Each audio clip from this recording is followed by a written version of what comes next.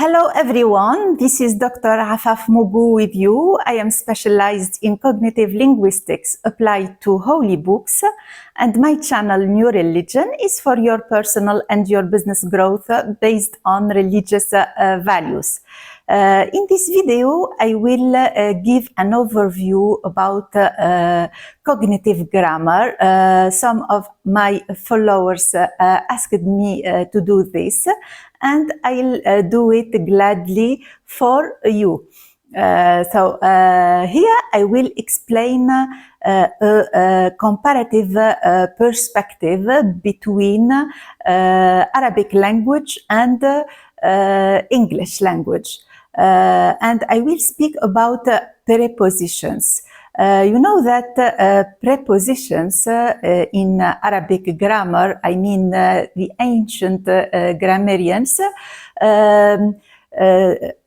they opted and they chose that the prepositions are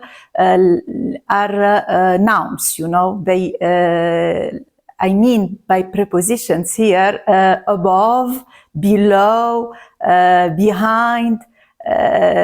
These prepositions that indicate space in Arabic grammar, they are considered as nouns, not prepositions. First of all, we got to know that in Arabic grammar, there are three categories of speech. You know, three categories of speech. Al-ism, noun, the verb, al-fa'l, and the preposition, al-harf, preposition. So the preposition in English that are indicating space, like above and below, in front, behind, they are considered in Arabic language as nouns, not prepositions. They are considered as nouns, but they function really in the language as prepositions. And I will explain this. In English language as well, for example, above, it may be mainly it is a preposition. For example, I say the mirror is above the table, for example. It's a preposition, but it can be a noun and it can be an adverb. So here I will evoke the issue of the continuum between grammatical categories from a cognitive perspective. And I will refer mainly to Leonard Talmy in his precious book Toward Cognitive Semantics. And to my Arabic book that is very important as well in this domain. It's الأبنية الذهنية للفضاء مقاربة نحوية عرفانية لظروف المكان. In English, the construals of space, a grammatical approach to the prepositions of space in Arabic grammar. Of course, it's a cognitive grammar perspective. Here we got to know that categories, grammatical categories, are two subsystems in cognitive grammar. There are two subsystems of speech, you know, of categories. This is what Leonard Talmy says. He says, what is the difference between them? The grammatical and lexical subsystems. There are two subsystems.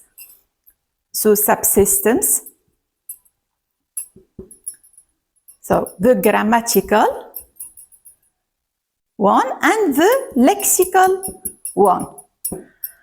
So when when Arabic grammar considers the prepositions of a space as noun, they categorize them in the lexical subsystem. Whereas English grammar, when they consider mainly that prepositions of space are prepositions, are in the category of prepositions, they consider them as grammatical elements in language.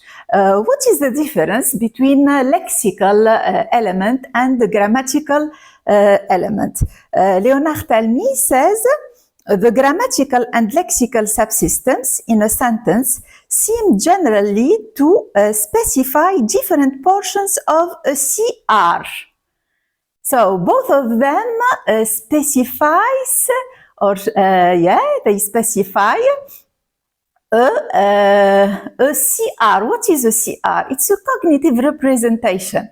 You know that a language in cognitive grammar is the representation, the linguistic representation, symbolic representation or symbolic expression of our conceptual structure, of conceptual categories. There are conceptual categories like the category of space in the domain of prepositions indicating the space, or the conceptual category of time, of process, of a scene, of event, etc.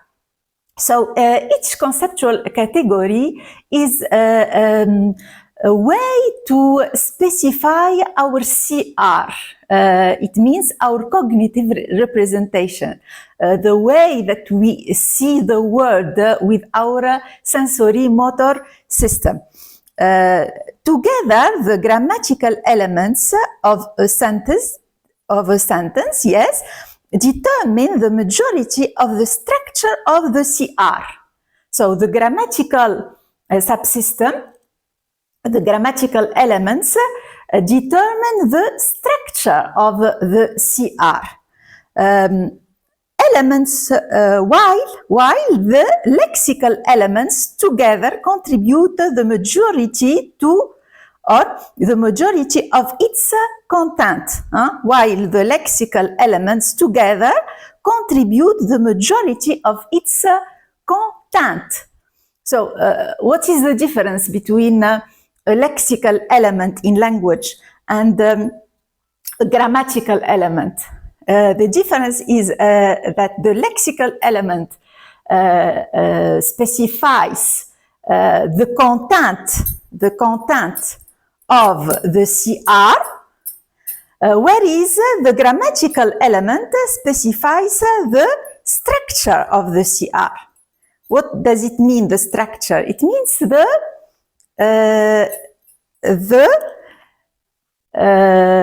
relationship, you know, the relationships between the items, the elements. For example, if I say the mirror is above the table, above here indicated the relation between the mirror and the table. That's why Talmy says that the mirror is the figure and the table is the ground here. And above played a relational role, you know. Whereas if I say, for example, in the above, I will, for example, I will, take an example here. Look at the stars above. If I say, look at the stars above. Here, above is an adverb. So, is it a lexical or a grammatical item? It's rather a lexical, you know. Or when I say, for example, all the above have passed the exam. Here, above is a noun. So, it's a lexical. It's no more a grammatical element. So the same element in language can move from the grammatical to the lexical, either in, in English language or in Arabic language. The difference is that in English language it is said, clearly it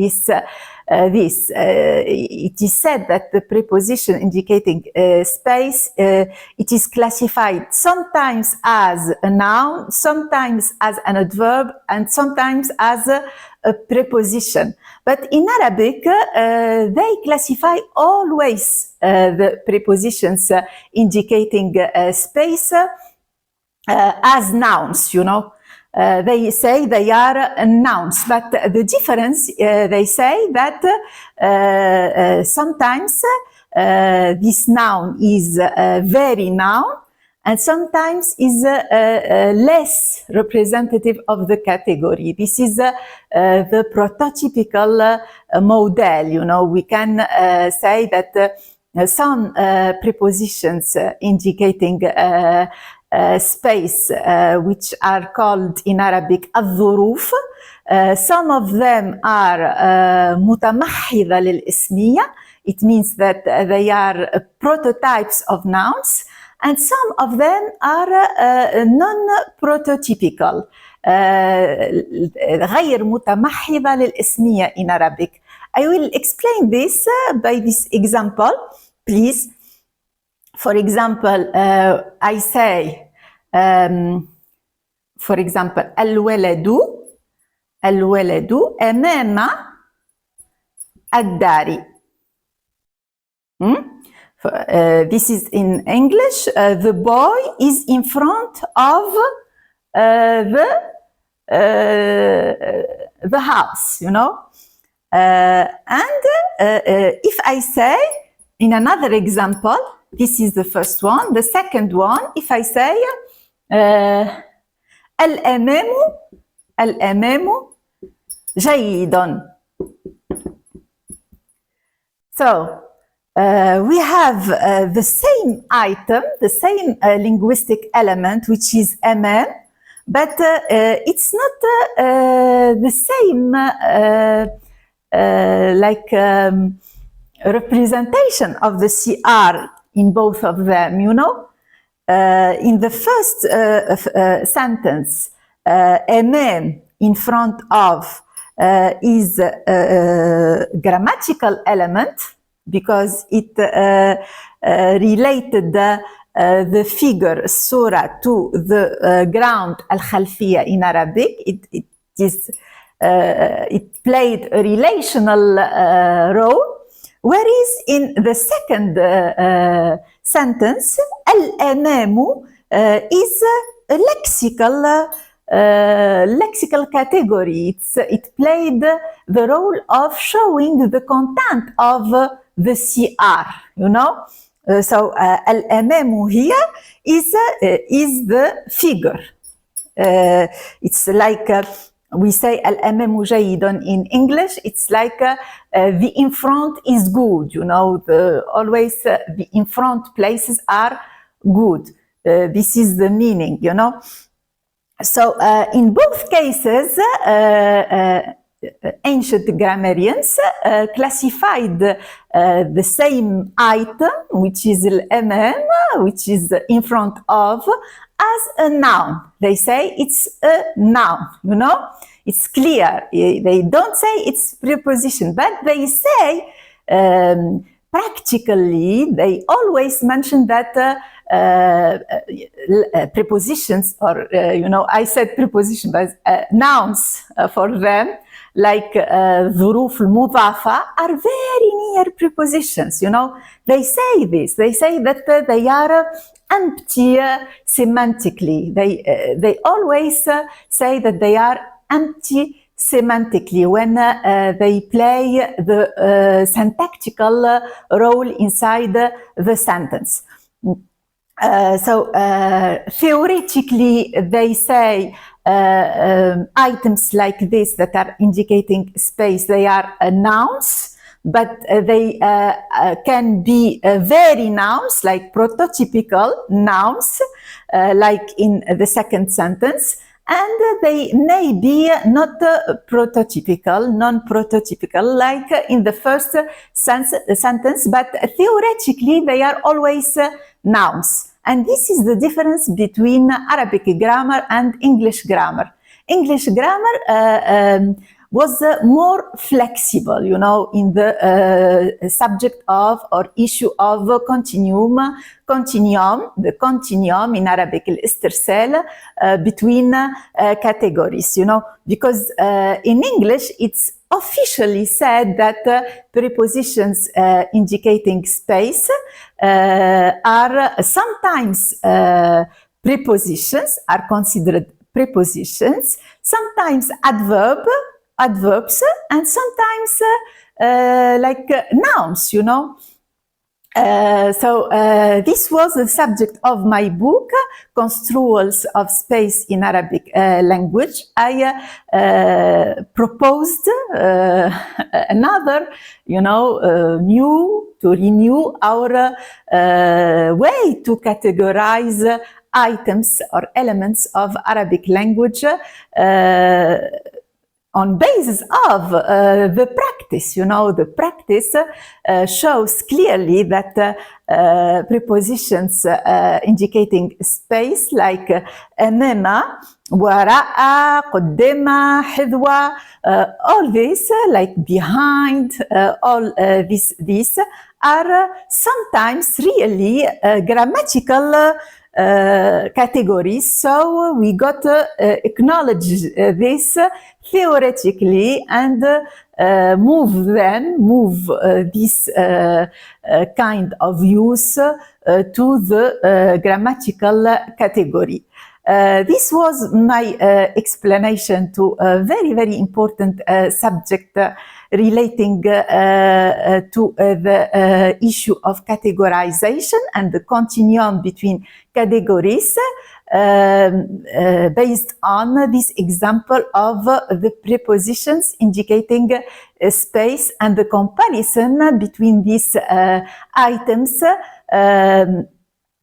in Arabic language and in English language. Thank you so much. I hope it was useful. I'm sure you have questions, like you have some inquiries.